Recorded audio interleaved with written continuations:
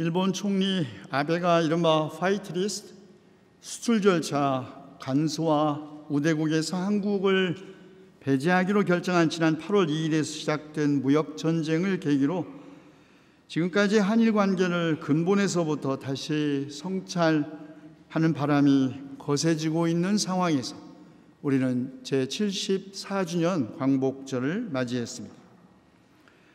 일제로부터 해방된 지 74년이 지났지만 대한민국이 과연 진정한 독립국가인가 우리가 다시 묻게 된 것이죠. 정치적으로는 민주화되었고 경제적으로는 국내 총생산 1조 6천억 달러로 세계 제11위 경제대국이자 국제적으로는 유엔의 회원국이 되었고 여러 국제기구에 가입해 있다는 점에서 대한민국은 독립국임이 분명합니다. 그럼에도 불구하고 우리가 다시 과연 대한민국은 진정한 의미에서 정치, 경제적, 군사적으로 명실상부한 자주적인 독립국가인가? 왜 이런 질문을 하게 되는 것일까요? 아베 정부가 한국을 화이트리스트에서 배제한 것 때문에 불거지긴 했지만 사실 우리가 얼마나 대일 수입 의존적이었는지 누구나 알고 있었습니다. 특히 첨단 부품 소재를 일본에 의존해온 결과가 끼치는 심각한 타격을 보면 우리가 진정한 의미에서 결코 경제 독립국이 아니라는 것을 새삼스럽게 깨닫는 계기가 되었죠. 그런 의미에서 역설적이지만 아베 정부가 고맙기 이를 데 없습니다. 우리로 하여금 새롭게 한일 역사를 공부할 수 있는 열공 분위기도 만들어주지 않았습니까? 우리가 그동안 자체 부품 소재 개발에 시간과 자본을 쏟지 않으면서 일본에 의존하면서 압축 성장을 이룩해 온 것에 대한 반성을 하는 계기도 아베 정부가 우리에게 준 선물의 하나입니다.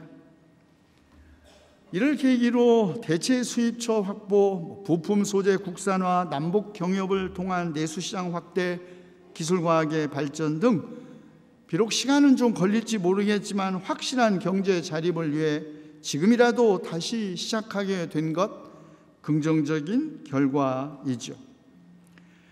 그러나 우리를 아주 쉽게 끌었다가 금방 식는 그런 냄비 같은 민족이라고 경멸해 왔던 일본 집권자들과 우익 집단에게 또다시 무시당하지 않으려면 이번에 시작된 이른바 반아베 극일 운동이 일시적이고 감정적인 대응이 아니라 근본적이고도 지속적으로 정부 간 차원에서만이 아니라 시민사회 차원에서 전개되어야 하겠죠. 올해 8월 현재 약 6천억 달러의 수출 규모를 자랑하는 대한민국이 일본이 막겠다고 나선 수입 소재 단 그 3가지 때문에 온 기둥산업이 흔들리고 일본의 전략물자 우대 규제의 경제 위기를 논의하는 상황은 우리의 과학기술 기반이 얼마나 취약한 것인지 단적으로 보여주었습니다. 아마도 이번 사태로 향후 한국 기업 실적의 둔화, 주가 하락, 실업 증가, 또 어떤 사람은 IMF 이래 어쩌면 유례를 찾을 수 없는 금융위기도 예견합니다. 이런 모든 난관을 극복하면서 우리의 경제정책 및 산업구조에 어떤 취약점이 있는지 살피면서 중장기적인 대응을 한다는 우리 범국민적 결의와 실천이 없으면 우리는 경제 독립국이 될 수 있는 새로운 도약의 기회를 어쩌면 놓칠지도 모릅니다.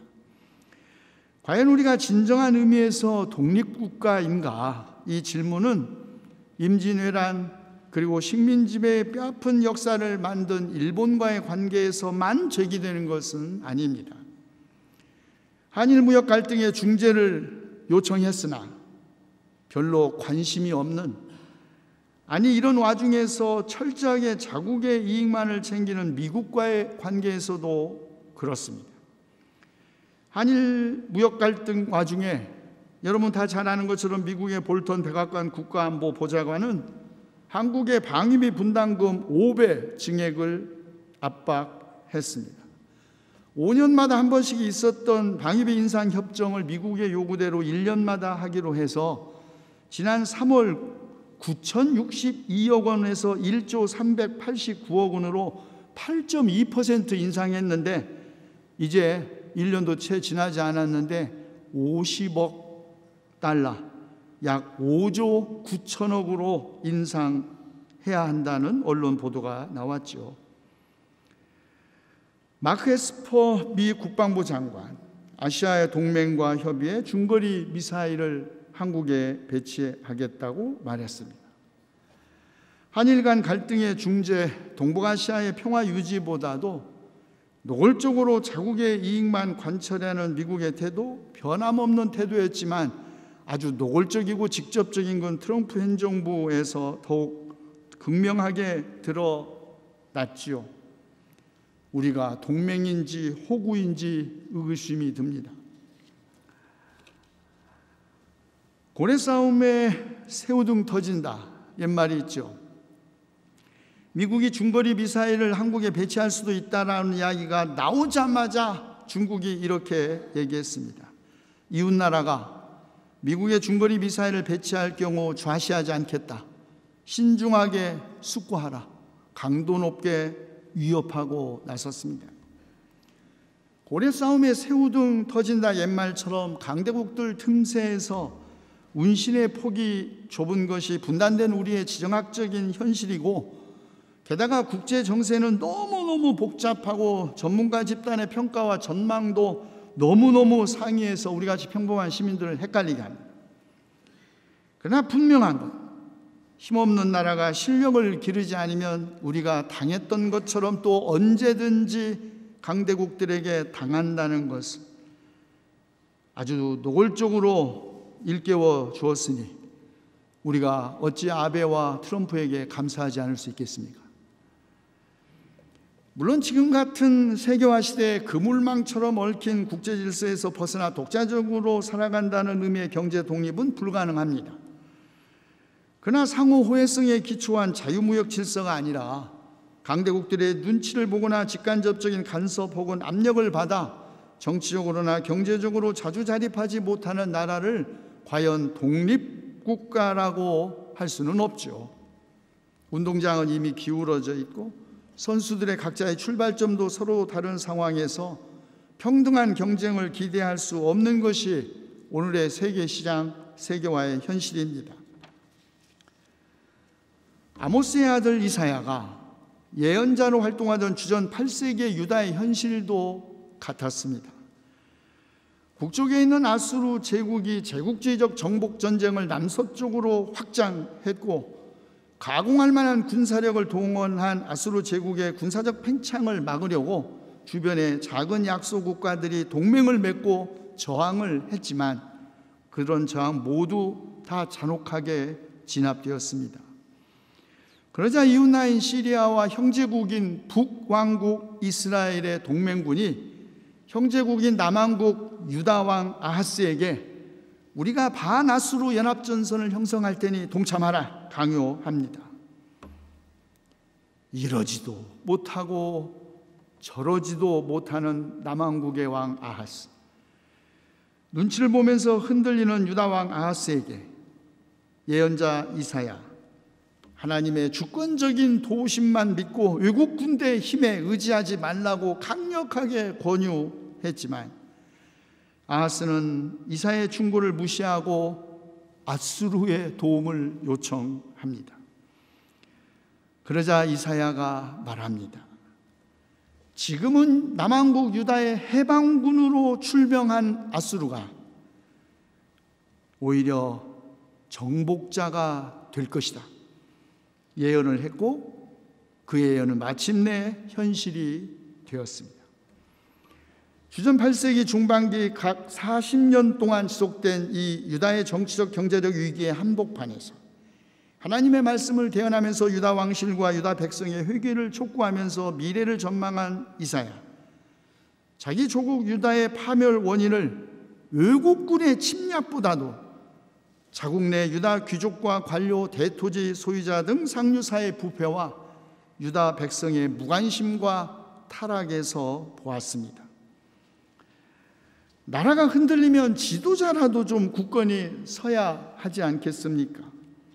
그러나 시리아 군대가 이스라엘 군대와 함께 유다를 공격하려고 하자 유다 왕 아하스의 마음과 백성의 마음은 마치 거센 바람 앞에서 요동하는 숲을처럼 흔들렸다고 합니다. 그러자 이사야는 말했습니다.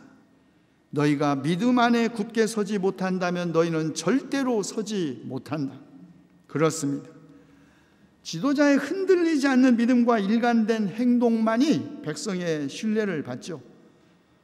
나라를 지키는 근본적인 힘은 지도자가 공의로 통치하고 통치자들이 공평으로 다스리는 데서 나옵니다. 백성을 돌보는 통치자의 눈이 멀지 않고 백성의 요구를 듣는 통치자의 귀가 막히지 않을 때, 통치자가 경솔하지 않고 사려 깊게 행동할 때 비로소 나라가 굳건히 설 수 있다고 예언자 이사야는 호소한 것이죠. 그러나 유다는 예언자 이사야의 말을 듣지 않고 제 길을 갔습니다. 결과는 아수르의 침략으로 인한 이스라엘의 패망과 유다의 식민지 속국이었습니다. 이사야는 그것을 하나님의 심판으로 이해했습니다. 그러나 하나님은 단지 심판하시는 주님만이 아니십니다.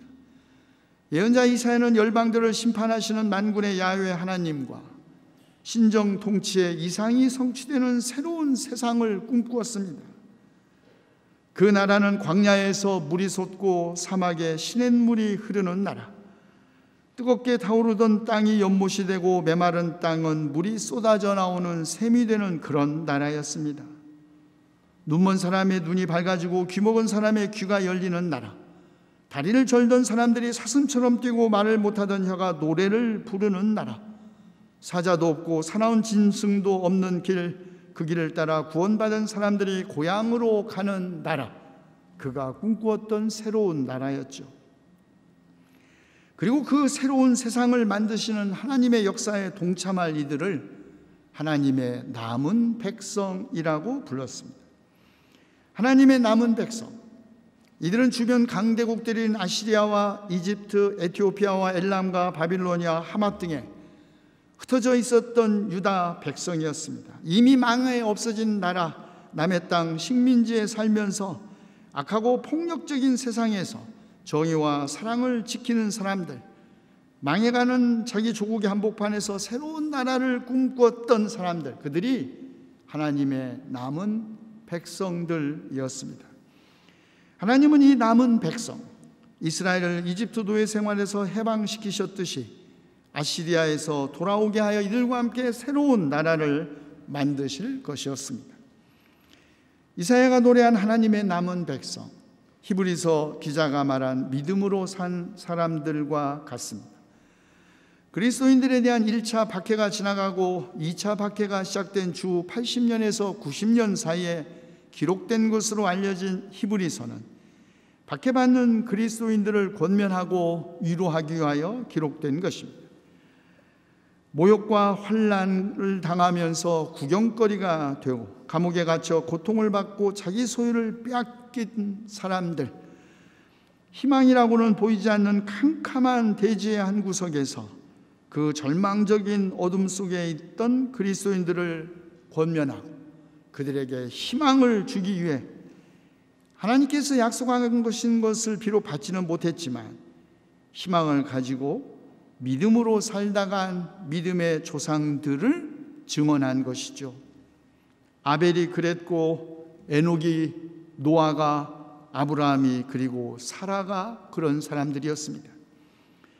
히브리서 기자가 이런 믿음의 사람들을 증언하는 것은 이로써 믿음이란 무엇인지를 말하고자 한 것입니다. 다시 말해 믿음은 바라는 것들의 확신이요 보이지 않는 것들의 증거라는 것입니다.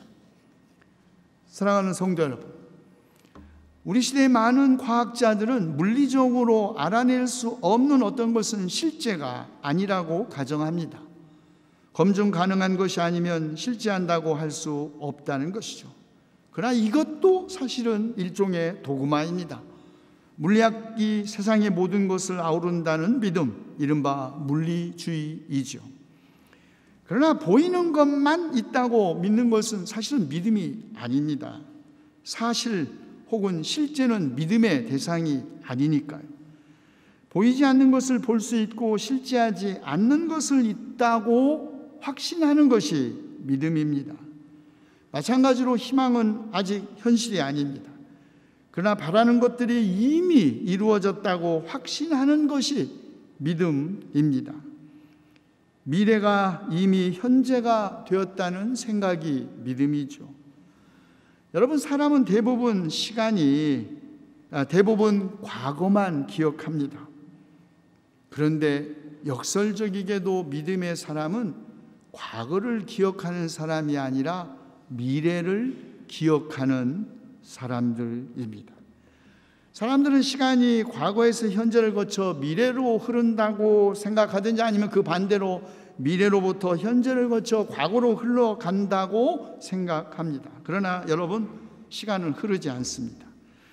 믿음의 사람에게는 오직 세 가지 현재만 있을 뿐입니다. 아우구스티누스가 말했던 것처럼 과거는 다만 현재의 기억 속에 있을 뿐이고 미래는 현재의 희망 속에만 있기 때문에 그리스도인에게는 과거와 미래가 아니라 오직 세 개의 현재, 영원한 현재만 있을 뿐입니다. 미래의 그 어떠한 불확실성도 그리스도인을 막지 못하고 과거의 그 어떠한 아픈 기억도 그리스도인을 결코 해치지 못하기 때문입니다. 그래서 믿음, 바라는 것들의 확신이요 보이지 않는 것들의 증거이고, 그렇게 생각하는 그리스도인은 언제든지 깨어 준비하고 있어야 합니다. 예수님은 혼인잔치에서 언제 돌아올지 모르는 주인을 허리에 띠를 띠고 준비되어 있는 것이죠. 등불을 켜놓고 깨어 기다리는 복 있는 종들의 비유를 들어 우리 시대를 살아가는 제자들을 가르치셨습니다.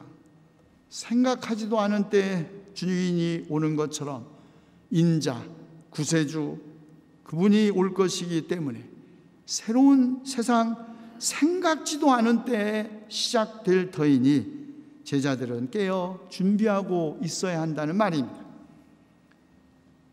역사의 결정적 전환은 우리의 역사적 경험에 비추어 언제나 생각지도 않은 때, 예상조차 하지 못한 곳에서 갑자기 시작됩니다.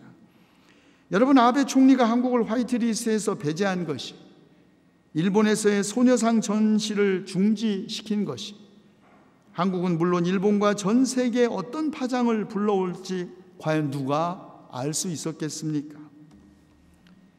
깨어있다는 것, 그것은 역사의 카이로스를 인식하고 있다는 것을 의미합니다. 그리고 준비되었다는 것, 그것은 보이지 않는 미래를 증거된 과거로 이미 확신하는 믿음을 가진다는 뜻이죠. 하나님 나라에 초대받은 그리스도인은 깨어있고 준비된 종들입니다. 그리고 깨어있고 준비된 사람들만이 위기를 기회로 만들 수 있습니다. 오늘 편가르기와 색깔론과 극단주의로 분열돼 광복 74주년을 맞은 올해가 과연 우리나라를 진정한 의미의 독립국으로 만들 수 있는 모멘텀이 될지, 또 되지 못할지, 그것은 전적으로 한국과 일본의 그리스도인, 그리고 두 나라의 성숙한 시민사회가 얼마나 지속적으로 깨어 공생, 공영의 미래를 함께 준비하느냐에 달려있을 것입니다. 기도합시다. 이스라엘을 이집트의 압제로부터 해방하신 야훼 하나님, 일제의 식민 지배로부터 우리를 해방하신 지 74년이 지났지만 우리는 아직도 여전히 남북으로 분단되어 있고 강대국들의 틈새에서 고통받고 있으니 주님, 우리나라를 긍휼히 여기시옵소서. 우리 스스로의 힘으로 평화를 실현하고 경제적으로나 정치적으로 온전히 자립하여 아시아는 물론 세계의 공영에 기여할 수 있는 나라가 되어 뭇 민족들의 존경을 받는 그런 민족이 되게 하여 주시옵소서. 우리 주 예수 그리스도의 이름으로 기도하옵나이다.